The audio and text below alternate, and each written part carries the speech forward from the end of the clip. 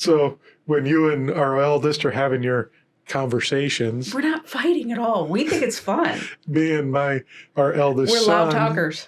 are both like, what's going on? Why is mommy? You guys are used to it now. No, you're why not. is mommy fighting with?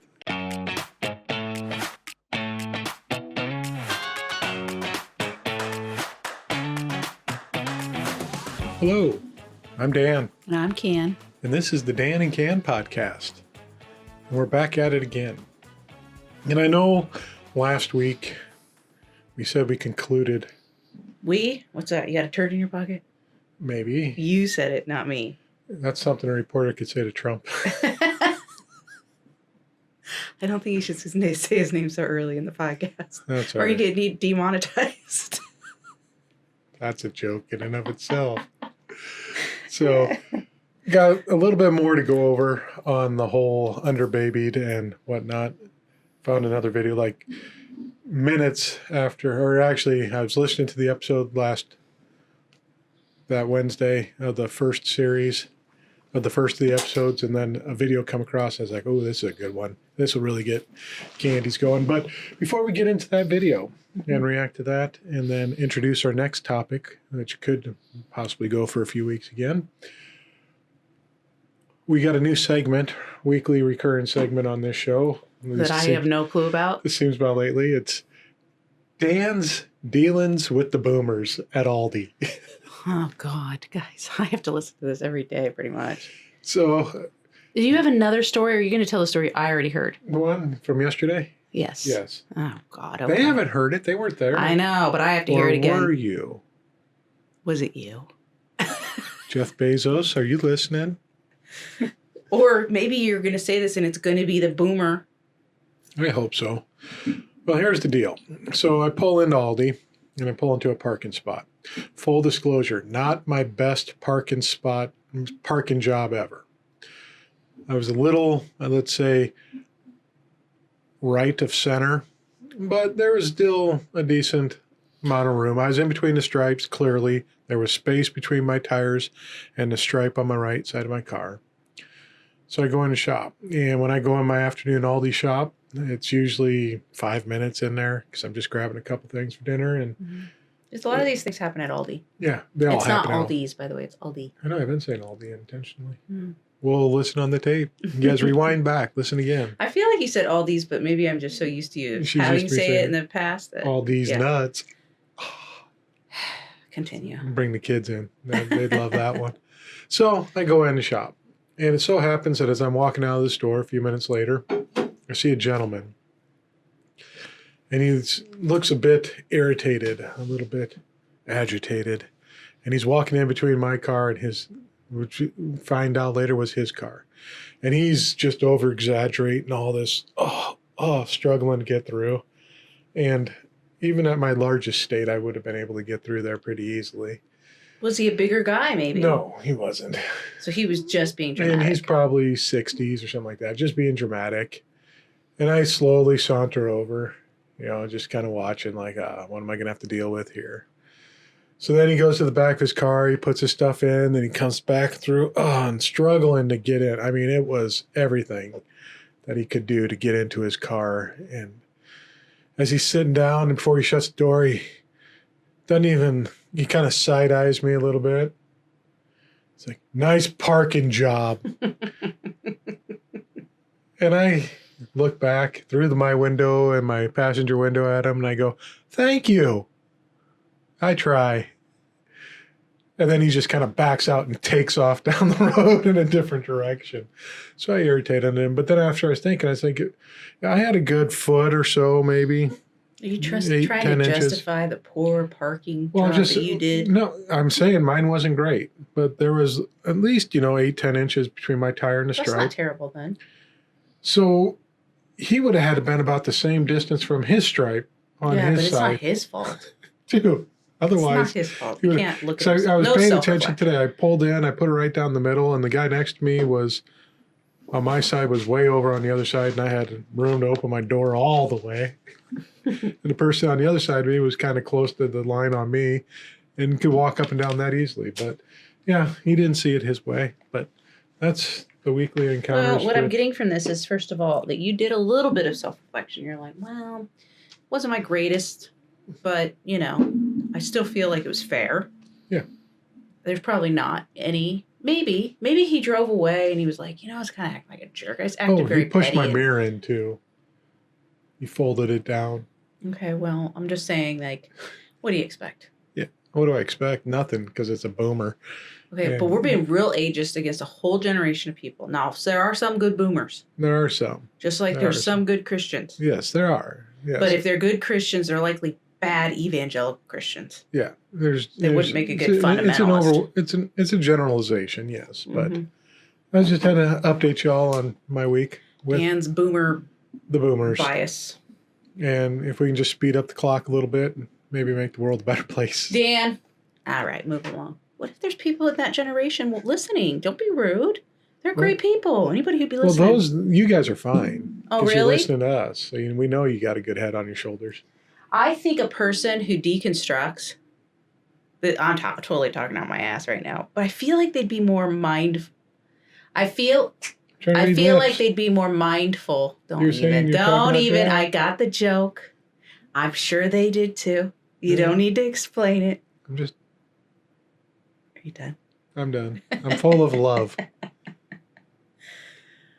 I'm not feeling 100%, so I'm going to be feisty a little bit. That's good. I feel like maybe people who deconstruct are a little more self-reflective and so maybe more self-aware. Yeah. That could be not true too, but because deconstruction takes so much self-reflection. Yeah, it does. I think that would it's part of carry the process, over. Yeah. If you deconstruct from people who don't deconstruct at all, anything. Yeah.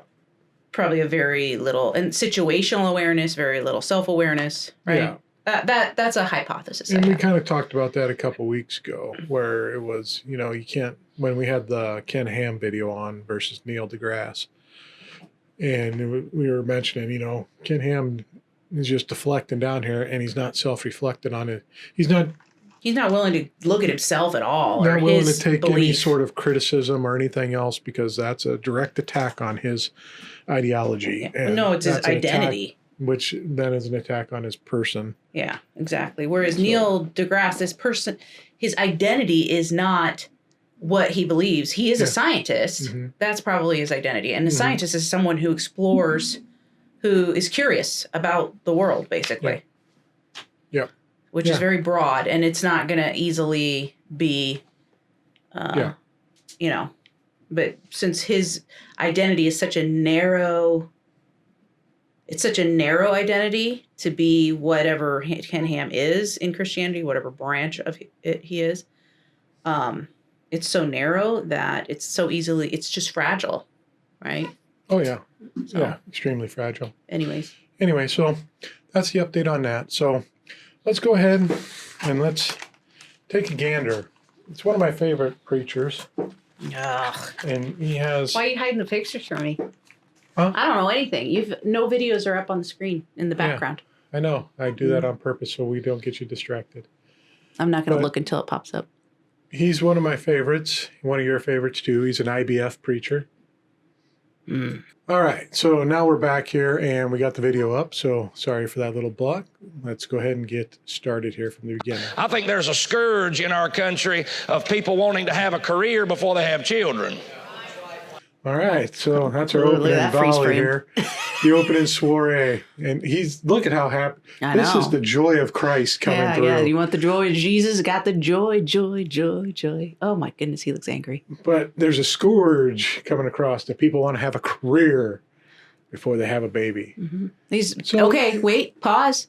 He's definitely talking about women. There's no way he's talking about... he hasn't said that yet. Okay, he's talking about women. We don't know. Men can have a career whenever, and they're expected to. We don't know this yet. Let's see what you're assuming. All right, I'm assuming, but it is maybe not. No, I know I'm right, but go on.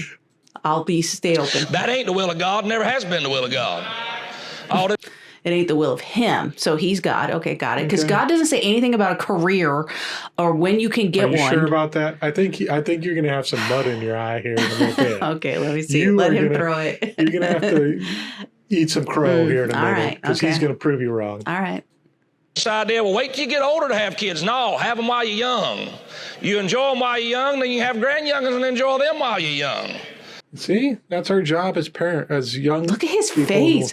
The freeze frames are awful. Okay, so you never get to You get to enjoy your have kids. your career, Enjoy your kids, Candy. and then your grandkids. Are you going to sit on your deathbed and I be know like, he's- man, I don't regret having my career?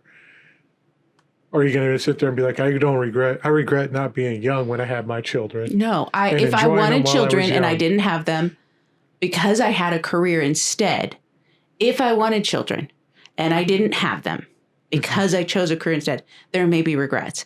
If I had children, I would not regret my children. There are some people that do, I don't know, but it's what you want. If you wanted that career, if I never chase the career that I'm doing right now, I will have regrets.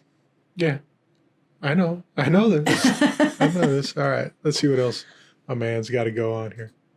Amen. Well, I'm getting a lot of amens on that, but it's Bible, and you can't It's not prove Bible. otherwise, and that's good. See, Yes, there you you can go. prove otherwise. Just because Eat your you said crow. so, prove Eat it. your crow. No, it's Bible. Don't point your And finger you at can't prove it otherwise. He didn't prove He just nothing. said so, and he's a direct conduit from God. Where is his Bible verses to back God himself speaks up to even? him. Because I know God that's the only came book down that when he matters. was a young man and said, "You are going to preach my message, and I'm going to talk only God, through this you. I guy's can't annoying talk to to me. these people. These people annoy the hell out of me." What's his I'm name?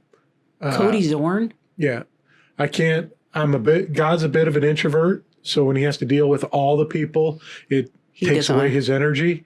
So he deals with a few people like Cody here. Oh, So then that's Bible. Cody looks like he's been hanging around the The buffet. evangelical the evangelical God. He's very angry. Okay, go ahead.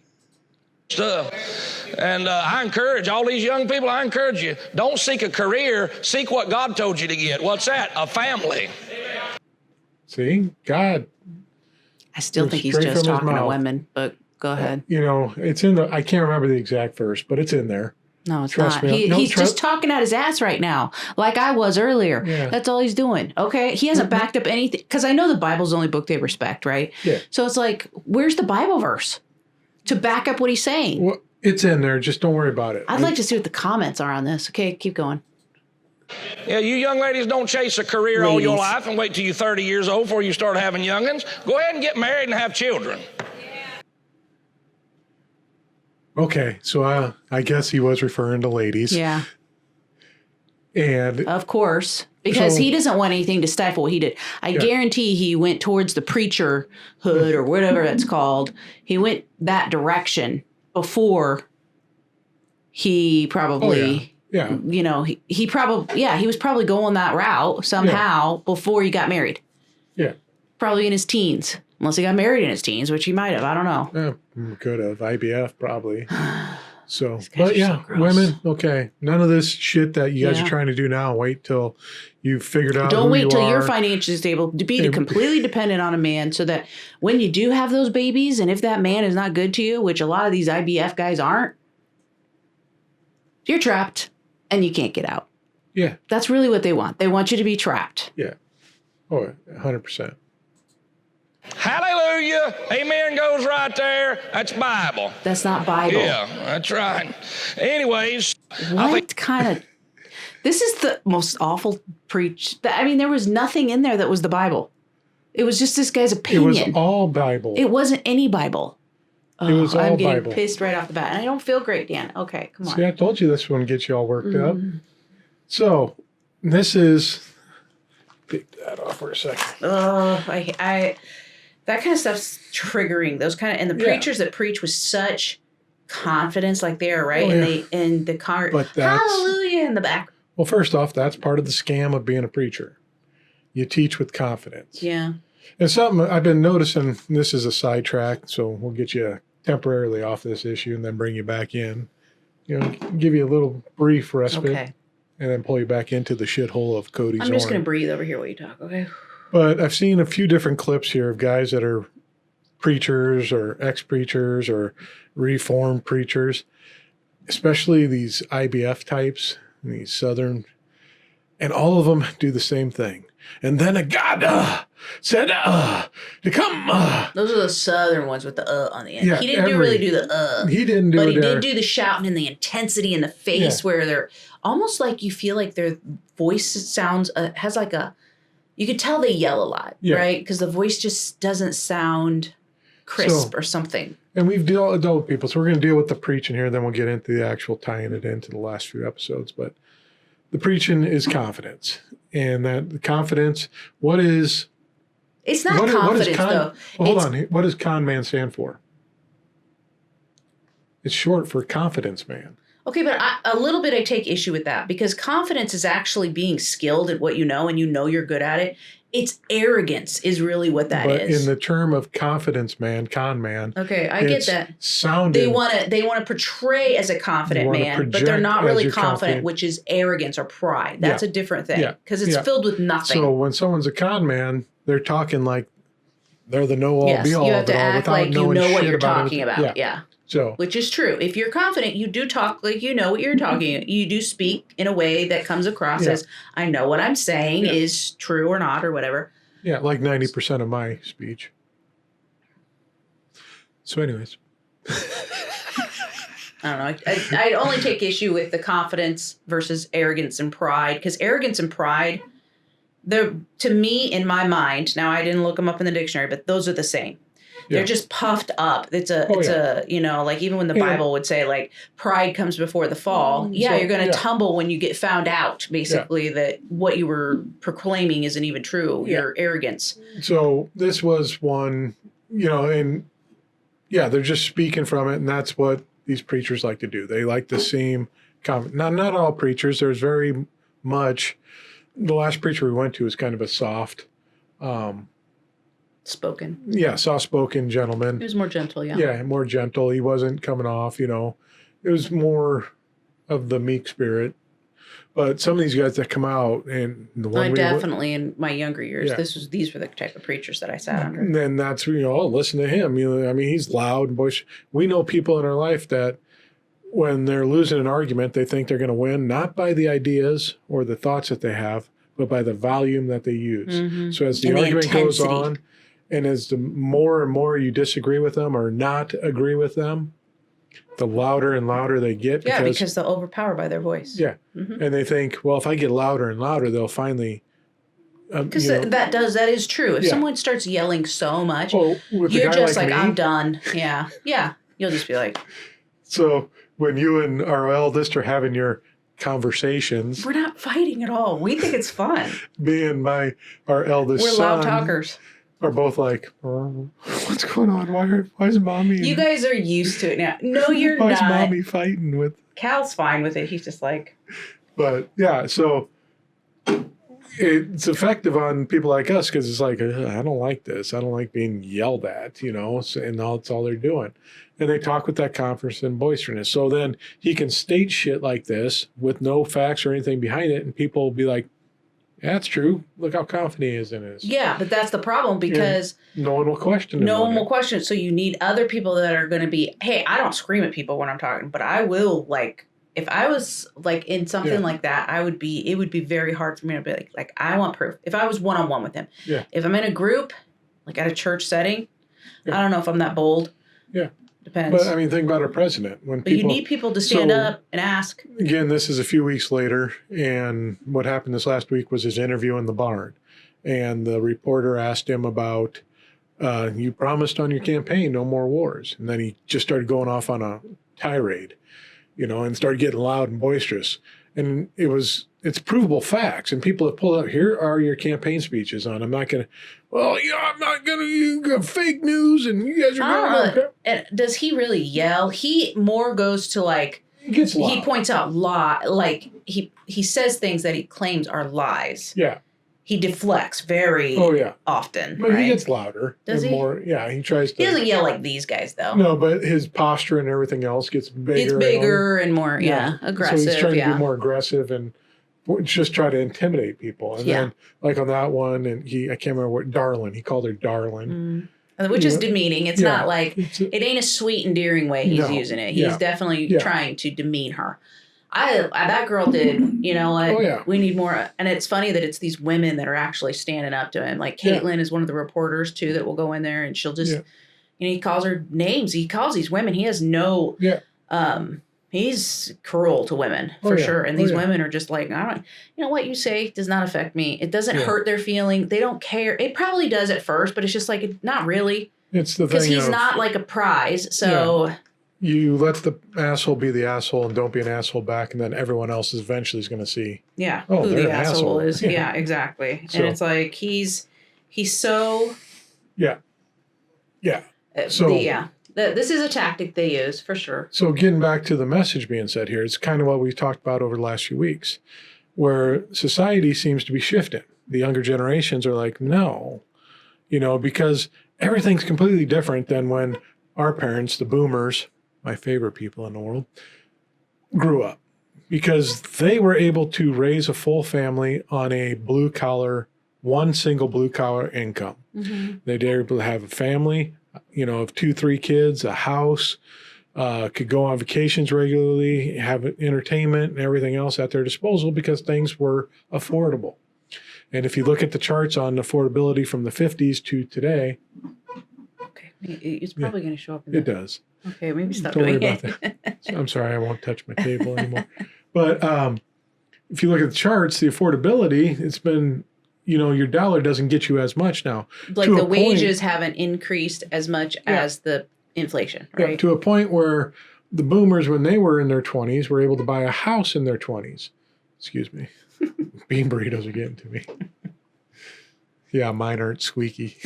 Okay, keep going. But the boomers could afford a house in their 20s and be able to pay it off within time, have money left over. A few years down the road, that $500, like I talked about, I think before, about my dad's story of the mortgage, hey, when you go and pay your mortgage, the first few years are tough, but then all of a sudden you're making more money and that mortgage stays the same and it's easier to pay it.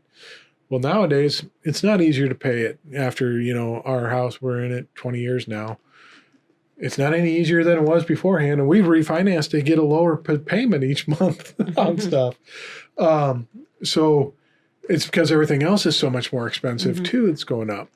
So they don't understand this. They think, so when they're talking about, have the kids there, it's like these kids are like, well, one, we can't afford housing. We're barely making it in an apartment as a married couple, because apartments are just as much as a mortgage. Oh my gosh, yeah. The apartments are. I'm glad we bought our house when we did. Yeah. Because the mortgage or the apartments are.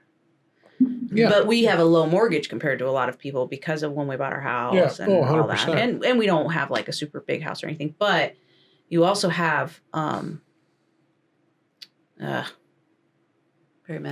Thought just went. Gone. It happens. Keep going. So yeah, they can't afford living. They're struggling to get groceries and all this other stuff. And now you're saying you got to have kids. And they're saying, no, we want to get established, get some of our bills paid off beforehand so we're not carrying debt into having kids, because that's going to cost. Because when you have the kid, you got to pay all the insurance because that's not provided for us, the insurance covers a good chunk of it, but you still, our youngest is 16 now, so we Not paid quite. What out of pocket? Well, when this comes out, he will be. Yeah.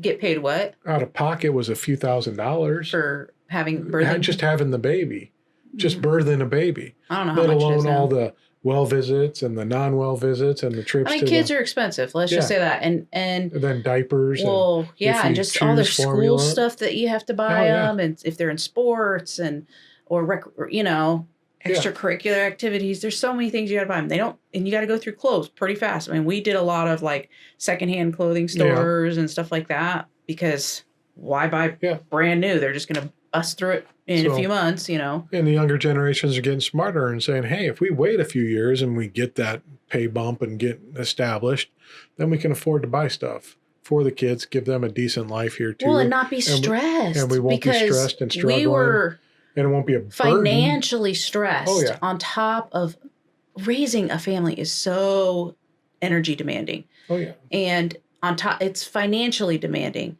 So if you have a little more of a financial cushion, if you have you're not you know, like, oh God, I hope nobody gets sick. I hope neither of us get, you know, because if you get sick, because I'm staying home, we got one income. If something happens, Yeah, if something ever happened to me when we were doing that, it's like, we're fucking screwed. What am I going to do? Right? That is. Yeah. But, and the message that was passed down to us is that's the way you do it, right? You stay home, and you're not a good mom if you don't. Because I remember when I was a stay-at-home mom, I would watch Oprah and Dr. Phil or whatever all the time. And they would have these arguments on there. People, a stay-at-home mom versus a working mom. And I had been both because I was a working mom at first when we started having kids. And then I slowly got off of that, or not slowly, a couple years. Yeah. I mean, I liked being home with them when they were little. Yeah. I do think that was a good move for us, but I don't shame anybody who does it differently. Yeah. And a working from home mom, that's hard. There's a lot of guilt in that because of the way the culture is. And then the stay-at-home mom, also, I felt the guilt of not bringing any income to help you, but I also wanted to bring in income. I wanted to feel not like a child. Yeah. I wanted to be able to stand on my own 2 feet, but I couldn't in that way. You know what I'm saying? So it's like a no-win for women because we're shamed no matter what we choose 100%. To do. And if we work part-time and you watch the kids or babysit your own kids, have to do that. Like, how dare you? You're taking away from family time. You're taking away from time with your husband. It's just, they're just making it so difficult. And him acting like that's the Bible and that's what it's not. No, it's definitely not. It's nowhere in the Bible. Nowhere does it say raise your children. Because if you look at the cultures, the women were still working. You know, they were helping out with the farm. Well, they were doing. And women also were not treated like full humans in a way, kind of. They were property. You know, probably I can't remember, Elizabethan earlier times in Europe. When it became like a stay home kind of. Yeah, and you're kind of a kept woman type thing. Well, and if you think about, you look at Melania Trump. Yeah. She probably was home with, I don't know, definitely had nannies, right? Some of these people who push this message, or his wife, the pastor's wives, or they have help coming in a lot of times. They also have a lot of money coming in. That's a whole different thing. There are people who preach this and they are able to do that. But then there's us who are common people, blue collar, common people, where that message is pushed on us. We internalize it and then we try to live it out, and we are living fucking dirt poor, and it's awful. It is not, I mean, we did it. It is not. And now we're trying to scramble to catch up to our peers who are the same age as us. That I'm just telling you, if you are young, just think before you do this, because what we did is had a lot of kids very quickly, and we were young. I missed earning income, and now getting back into the workforce or finding even what my passions are, that has taken so much work on my end, because I just kind of let it die. I poured everything into being mom. I poured everything into being a mom. And it's not like, people would be like, oh, that's what a mother does. Oh, that sounds so wholesome and stuff. No, it's not. You lose yourself. And you basically teach your daughters that is what you do. So then your daughters might be, and a lot of our girls are like, I don't want children. Oh, yeah, 100%. Because maybe it is because they saw their mom just kind of just get sucked into, I'm a mom. They saw their mom not have an identity. Yeah. Because your identity was them. And now they've tasted some freedom outside of that. And they're like, no, I like having my own identity. Yeah. I like being able to, I like being able to buy harmonicas and guitars and play that. She likes to do that stuff. Or I like to She likes to explore her passions and whatever she likes to do. All the time, So I'm not, if I had kids, I wouldn't have time to play on my, DS and all that. Yes, they do a lot of other things too. Yeah, but yes, it's they wouldn't be able to do even the downtime would be very affected, because our oldest, I told her I had 2 kids at this point at her age, Yeah. And I was like, she's like, no, I would not want to have. No, because which is perfectly and that's not fine. It doesn't make her selfish. It makes her wise to her own self. If she wants to have children, she will have them. If she doesn't, why are people like him guilting them into it? Because that's when you have children that you don't you don't want to bring children into the world that you absolutely are not. It's the whole summation of this series. Why? This is IBF, and we know the reason behind IBF. The documentary Shiny Happy People kind of exposed that on them. so that they have young Christian soldiers coming up. If you're man and wife and you're 2 and you have 4 kids, you just doubled our resources for the next generation. They think, but then these children will grow Well, up the children and leave, walk away. yeah. I mean, you look at the Duggars and how many of them have fallen away from that teaching. So fine, go ahead, keep preaching it, and what you're going to end up with is double the amount of people that are opposed to what you're preaching eventually. Yeah. I mean, because a lot of times they're going to walk away from it. Look at the Duggar family. Not always, but a lot of times they do, yeah. Look at the Duggar family. The ones that stayed in it are out molesting children. Going to jail. And going to jail. Yeah. And their wives are getting shook on that. And the ones that left it are having their own separate lives and it seems like they're enjoying it and not following in that path at all. And I would say they probably won't follow it as closely. No. Most of them won't follow as closely as their parents were. Yeah. You know? So it's kind of backfired. And it's a whole system that was based off a guy's idea that was never married and never had children. Yeah. Bill Gothard is that Yeah. name? So he had no idea what he was talking about. Yeah, like why in the hell would they let someone who has had no experience in relationships, having children, preach this message and be in charge of and he wrote books on it. He did curriculum. Like, that's insane. Yeah, it is insane. But it's all about But they also trying to control. Take their advice on all of that, and they in their assumption that Jesus wasn't married, Jesus was this guy, because that's why they would be like that. Yeah. Jesus wasn't married. Jesus didn't have any children, and yet that's very Catholic of them. So yeah, I'm just saying, how far away are you? Yeah, really. Because that's what the priests say. That they're ministers of God and following the role of Jesus by not being wed and a vow of celibacy and all that stuff. So all the cardinals and everybody, Pope, never been married or anything. Have they ever been with women? As far are they supposed to have been? No, because it depends on when they got in. They might have had some relations before they joined. But they can't have relations with women at all, even once they're technically no. But if you look through the history, a lot of them had wives and families. Some of the popes had wives and families that lived in Vatican City with them. Oh, really? Yeah, they were just kind of off to the side. And there's probably a lot of like homosexual activity, I would assume. I mean, like they have sexual urges. They're not. Well, there's all sorts of urges that come out that they do. And that's why when it's suppressed like that, that's when it can get. Yeah. They can go towards children, which they should not be doing, right? Yep. So, but it's all about, and I think the young people need to understand this too, is this isn't about a message from God. This is about a message from man. And it's a message of man that wants to have control over what gets done in this country. So the way they want to do this is to make sure that they keep popping out more and more believers like them, more and more soldiers for themselves to influence the rest of the country. And it's not a new idea. The Mormons, when they originally started, Joseph Smith and all that, they were going to take over America and they were going to take over government. That's why they got chased out of areas, because they were starting to, their whole group would move to this town. And they have bunches of babies. Well, no, they're just like going to be 1,000 of them. They move into a town with like 800 people.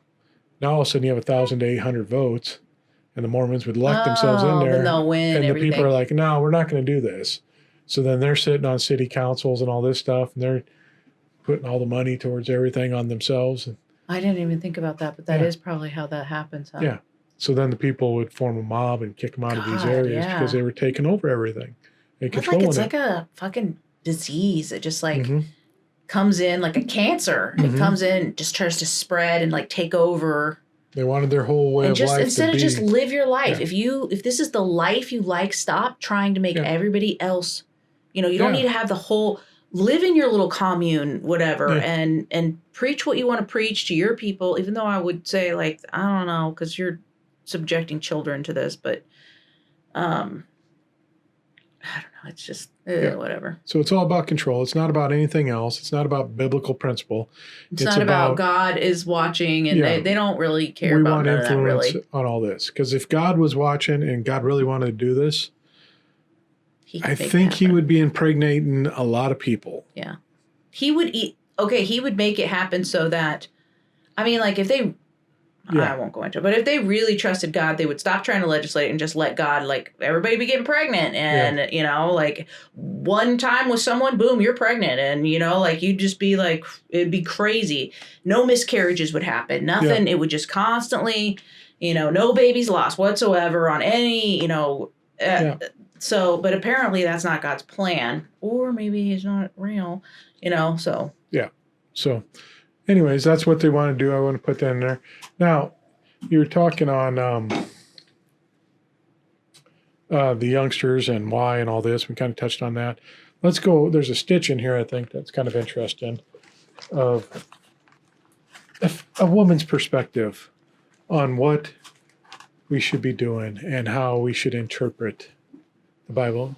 So I don't know how well this fits in, but I think it's kind of an interesting little stitch that this guy does. What do you think about this very sweet chocolate chip cookie maker from the Mormons, the Church of Jesus Christ of Latter-day Saints? And there's a few reasons that I actually love the principle of obedience. I believe that God can see the beginning from the end. He knows everything that's going to happen to us, and he has a perfect playbook that if we follow his guidance, that it will lead us to a happy life. Kind of like this cookbook of my mom's. And when I follow this exactly, it comes out perfectly every time. Hi, I'm Dr. Steve.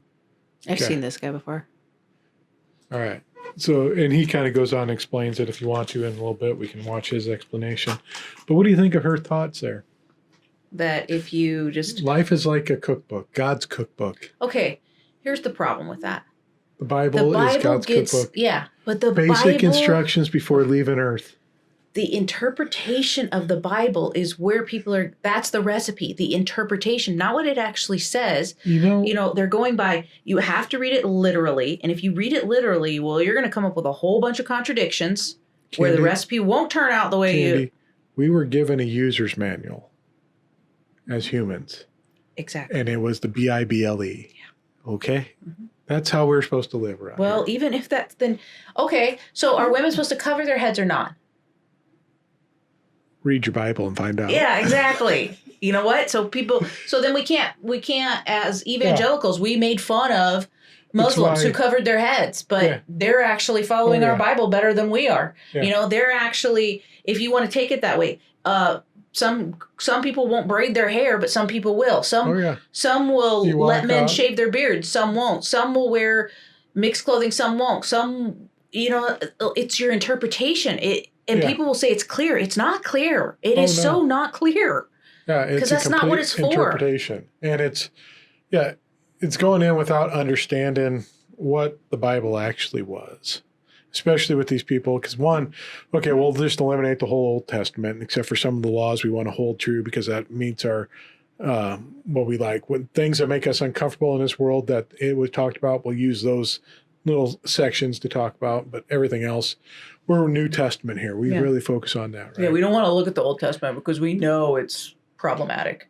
But even the New Testament, you have to understand that you have the Gospels, which was four people's eyewitness account, which have contradictions in them. They do. Historians and scholars look at and say, we don't even know if these guys that wrote these books were the guys that were there. Oh, just pause on that for a second. I was talking to a lady today, and she brought up a really good point that I have never thought of, because I've thought of a lot of things in deconstruction. She was like, you ever notice? And she's at the very beginning of, and she said, why are all the names in the Bible just very white sound? Where's all the Middle Eastern names? You got Matthew and Mark and Luke and John and Paul. These are white names. Yeah, they've been Anglified. Yeah, so what are the real names? Matthias was Matthew, which was the Greek. Okay. So, you have them all. If you look at Paul might have been Saul, but then it got changed to Paul for real? Paulus, I think was it. Maybe. Paulos. So, and then we just broke it down into the English terms. Okay. What it was. So, John was Jonathan, Lucas. Lucas. Look at this Lucas. They had names back there, but we use our English interpretations of it. So if you read it in the Greek, it'll all be written out in the Greek. Oh, maybe that's true, I guess. I didn't think about that, but I was like, but still, they just sound very... Yeah. Like, where's the Mohammeds? Yeah. Like Peter was Petros. Which was rock. Yeah, that's true. But Peter. Is that Greek for rock? Or is Petros is Greek for rock because Jesus said, you are the rock. And that's how he got the name Peter. Because people are like, he's Peter because he's the rock. Petros. Yeah. He said, on this rock I build my church or something. I don't think he was referring to Peter specifically. Yes, but he was, because he was the first pope. Just look at your Catholic Bible. I think he was more talking about the message, but whatever. So, yeah. So there was, we just anglified all the names. So it's I just thought it was interesting. whitened That was it a side a note. But little yeah, okay, keep going. So we don't even know if the authors Were the authors, and some of them didn't write those books. Yeah. There was other people that heard these stories and then wrote it down. Mm-hmm. The letters were written to different cultures and different peoples, applying to certain circumstances that were happening to those people at that time. Mm-hmm. The same thing So is not when you said to have every one letter church. saying, women, cover your heads, he was dealing with an issue that they were having in that church where Paul's like, okay, this is becoming an issue here. Maybe it was the women were adorning their hair or something like that, and it was being distracting. Well, that was like women flaunting their wealth is basically. And he's like, it's not the merely, the braiding of the hair was something probably elaborate braids they were doing He's to like, show if you fuckers are going to be doing that, just put a fucking hat on and don't worry about it. Yeah, maybe. I mean, and it could have been all sorts of things. Those people specifically. Yeah. It wasn't an overarching thing. Yeah. To everyone in the church. He's like, okay, God, you guys are doing this. Okay, you people, stop that over here. And then they were like, what do you mean by you people? And then. Go ahead. I'm sorry. Went off on my own tangent. So, it was an inside joke to it, dude. You should know what I'm laughing. Yeah, I know what you're laughing about. So, but yeah, they want to interpret this as this was a general message for everyone because we included it in our book. Mm-hmm. You pick and chose some letters that were addressed to certain individuals. When you do that, though, that's when you find the contradictions, though. Yeah. Because if you're going to say this is true throughout forever, then you find him going contradictory. Like in one place he says, don't eat meat sacrificed to idols. And then in another place he says, it doesn't matter if you eat the meat. The meat doesn't do anything. It has no powers or no negative powers either. People over here. And then people thousands of miles over this way. Having this problem, and he's like, oh my God, what's the deal? Yeah. So he's just addressing them to their pertinent problems at those times. So that's why you have these contradictions and stuff. So they don't even understand how the Bible is constructed or what it was put together. Well, and then you get all these different views of these characters now in the Bible. Like you have the idea of Paul being this chauvinistic pig. Yeah. Which he can come across as, or you can, he's just so holy and he followed, he's just like this saint almost. Yeah. Or you can be like, hey, he's getting a bad rap. That's not what he meant. Or he didn't write half the things that people said he wrote. There's so many different ways. Who has it right? There is absolutely no way to know for sure. No. And so, but the forefathers, they figured it all out. But then if you study that, it was just because Constantine wanted to make a state religion so that it's keep peace in here, give me a state religion, and it was a big battle, and one group of thought got completely eliminated. Let's go with one because it got outvoted. So overnight, people were considered heretics just because one group of them was like, "We've got the right one," and Constantine was like, "All right, that's the right one," and went with it. And but everybody else, chocolate chip cookie, because this is kind of this would have been the groups you would have listened to a lot. In there. Trust and obey were the two. That's so wise. Yes, I taught the kids that song. Trust and obey, for there's no other way. Oh, that's such a wise analogy that the Bible is the cookbook. Yeah. And if I don't follow the recipe when I'm making my chocolate chip cookies, I can't be mad if it doesn't turn out. They're going to turn out bad. They're going to taste like dog poop because I put dog poop in there. But if I follow the recipe exactly as he writes it out here, everything will turn out perfectly. That makes me think of, I had a miscarriage in between baby 1 and 2. So at that time, I had a friend who also had a baby, but she was not married. And I remember her saying to me, this was a few months after my miscarriage, that it seemed strange, like, why would God do that? Because you're doing all the things right. Like I was married and blah, blah, blah. She was like, okay, you did it all right. Waited till I got married, blah, blah, blah. You're doing it all right, but yet I had a baby and you didn't. And that's a perfect example. Like, why didn't it? I was doing the things, I was obeying, and yet it wasn't going that way. Following the recipe. I was following the recipe. She wasn't. She got blessed with a kid. I did not, at least at that point. But that's the trick of the faith. Because that's the self-reflection they like. Because when something goes bad, what do you have to do? And what are you told to do? You need to reflect and see where you disobeyed and what you're stepping out of line. Well, and even me saying I was following the rules, I would have gotten in trouble for. If I would have agreed with her, there would have been something, because I don't remember how I felt in the moment when she said that, but it did make me, it was something in me that goes, oh, that's kind of weird. That's true. But if I were to say, yeah, I'm following on, then they'd be like, that's sin right there. You should not think that you're following the rules. You're not. You're sinning somewhere. Now you have the sin of pride, which I always use the word pride, but I don't mean like pride like LGBTQ pride. I mean like arrogance. So that's really what the Bible, I think, means when it says that. Yeah. But yeah, so they would be like, oh, you're being arrogant. You know, you think that you were following the rules. Apparently you weren't because God took your baby away from you or whatever. You see what I'm saying? So the obedience. So she's basically saying that they're obeying perfectly. And so God's blessing their lives. Isn't that arrogance? Like I would have been ashamed to even talk and act like that because I was always knowing I'm sinning. I have sin all over everywhere because I am just permanently a sinful being. If you had enough gumption in you might have said to her, be careful. Because, pride comes before the fall. Yeah. And you're talking about how obedient you are, and you're teaching on obedience to people. Like if you follow the recipe right, like I am, I follow my mom's recipe. Yeah. Which I'm trying to imply that I follow God's recipe, which is basically my interpretation of the Bible or whatever. But it's just like, yeah, I find it disgusting, the whole thing. That's all I gotta say on that. I mean, see how simplified it is, though? Yeah. They'll be like, well, the gospel is simple. First of all, that's not the gospel. Second of all, it is not simple because life is messy. Life is full of unexpected surprises that are pleasant and unexpected surprises that are not so pleasant.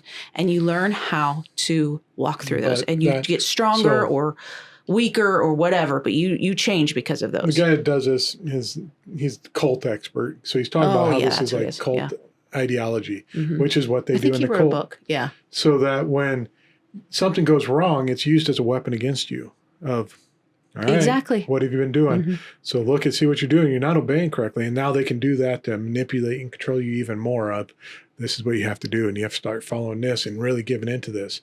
And did you happen to listen to something outside of our little group?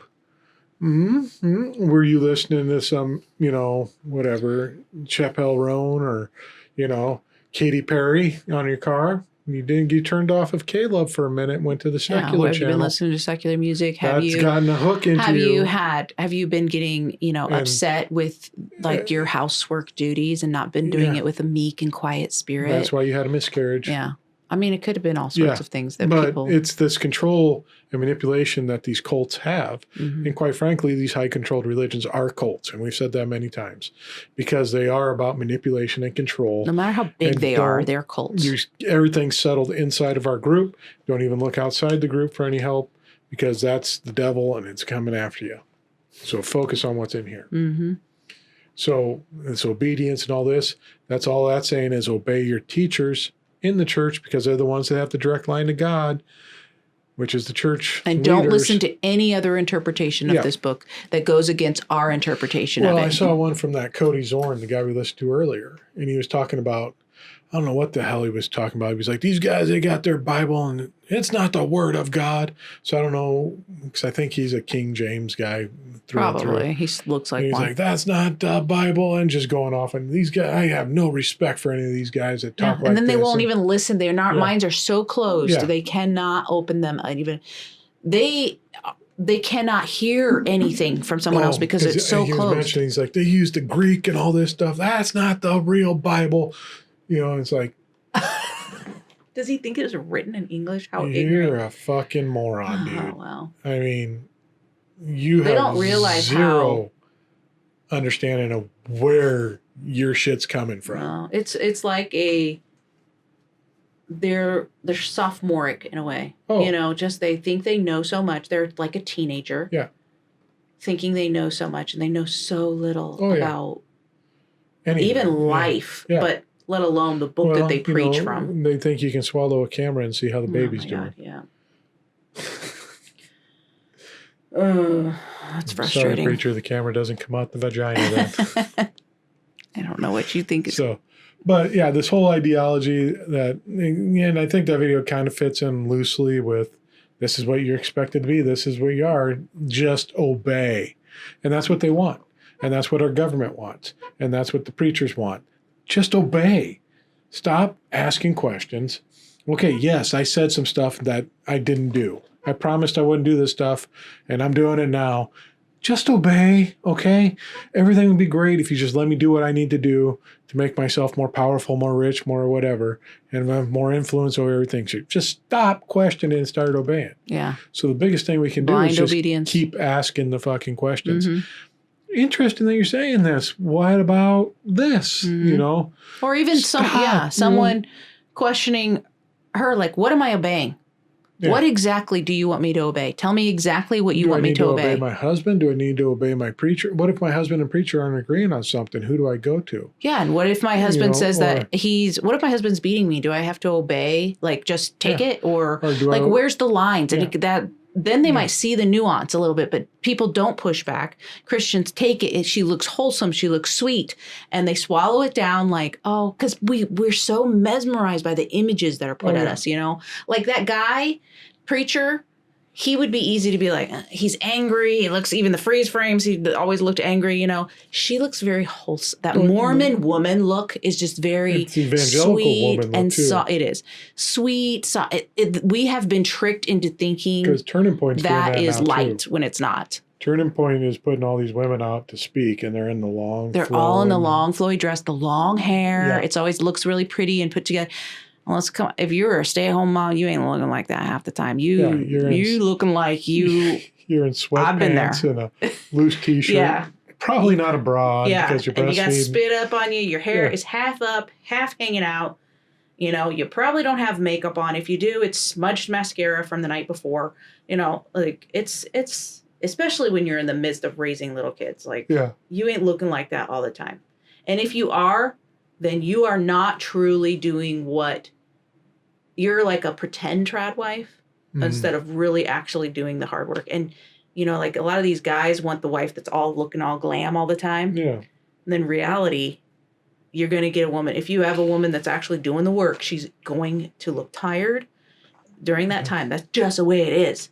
She will have times where she cleans I up. think some of them actually do pull it off, but they are exhausted, worn out. And they're probably, rightfully so, acting like a bitch behind closed doors because they are so stressed. They are frazzled or they're on something to help themselves get through it. I'm just saying, I don't know many, if they don't have help. Yeah. Lord help them. Help them. You can't look like that all the time unless you are getting some help somewhere from either medicine or people. Yeah. So, anyways, all right. That officially will conclude the Underbabied for now until our government does another post on how we need to get out there and start fucking. And this is the party of the small government. Like they don't want it now. Government's in our bedrooms. Since our sperm counts are so low, you really need to be dumping a lot in there just to try to help increase this. So we're going to have mandated sexual encounters at all times at 4. Sorry, folks. 9. Let him get it out. He's almost done. We're going to do the 6, 12, 6, and 12 method. At 6 o'clock, at 12 o'clock, at 6 o'clock, at 12 o'clock, we need to have encounters between husband and wife so more babies are put into this I'm world. looking at you, I'm seeing him, and it's gross. Okay. No, don't mind me. I'm All going right, to go Don. swim in a pool of turds. Didn't he take his grandkids into it too? Into a septic tank That's or what something you want like for your that. grandpa. Nice. Yeah, he's leading our country. So, anyways, just to kind of give you a sneak peek at the next couple weeks before we wrap up here, we're going to talk about something that has increased a great deal of fear in my beloved What? AI. It has not increased. I mean, there are some She things I'm fears nervous the about. AI. I don't fear AI. She thinks AI is coming after her. No, I do not. What are you She making has up right dreams now? of Arnold Schwarzenegger. I'll be back. He's making up shit. There is concerns about AI though. There are concerns, but we're going to talk about. Who are we to be talking about this? We're just going to share our fucking thoughts on it. Exactly. People already Remember, we're just our going old catchphrase was, "Don't listen to us. We don't know shit." We're just trying to stir up thought and curiosity. Yeah, that's true. So when we throw shit out, just research and look at it, and then be like, Don't yes, believe anything we say. I am telling the truth. We talk, or we have opinions. We are like people sitting around a campfire just shooting the breeze. Here's a question for you: what has two thumbs and you can't believe anything that comes out of their mouth when they're talking about some of these topics. This guy right here. Gotta get both thumbs in. So, yeah. Yeah. But yeah, we're just throwing out bombs here and seeing what we can discuss. Hey, it's our podcast. And We can talk about it, whatever we want, I guess. All right. So we're going to talk about AI. I don't know if is it going to be interesting to me? Oh, I'll make it interesting for you. We'll see. So we'll see. So if you're listening on YouTube, go up, give us a like, follow, and subscribe. I'm gonna hit that like, smash that subscribe. Yeah. Nice. Oh, Boom. Why are you being so cringe right now? I don't know. I don't feel great. Can you just wrap it up, dude? RFK Jr. is not going to be happy. We're not going to meet our quotas. We're not. We've met our quota. I think we did our fair share putting 5 out. Come on now. Yeah, she's body like, done. This cringe isn't getting nowhere near me. Too cringy. If you're listening down to an audio streamer, Spotify, Apple, go and give us 5 stars on that. We appreciate that greatly. All that stuff helps move us and puts us out to other people. And we like that. The other thing, if you want to get a hold of us, go down into the description below. We got some links down there where you can get into our websites and email Hopefully us our or website contact will us look and all better that. soon. Yeah, we're doing a lot of different behind the scenes updates and stuff, so that should be coming out Maybe soon. So working with people. but yeah, just go down below in the description and we got the connections in there. Yeah, it's hotter than hell around It here. is. It's super hot in here. We need a So fan. that's all we got for you today. Go out and replenish the earth with I thought you humankind. said go out and make babies. Get out there and get your freak on. Oh God. That would be a mean- good idea to get that freak on. I'm wearing my jeans to bed tonight, Cheryl. Ew. God, stop. Watch me do leg presses Okay. in Levi's with Kid Rock. Stop using that. I'm serious. You ain't getting any for a long time talking like that. It's so gross and cringe. All right, so next week I'll be an angry little boy. I'll be sleeping on the couch all week. All right, see you next time. Bye. Bye.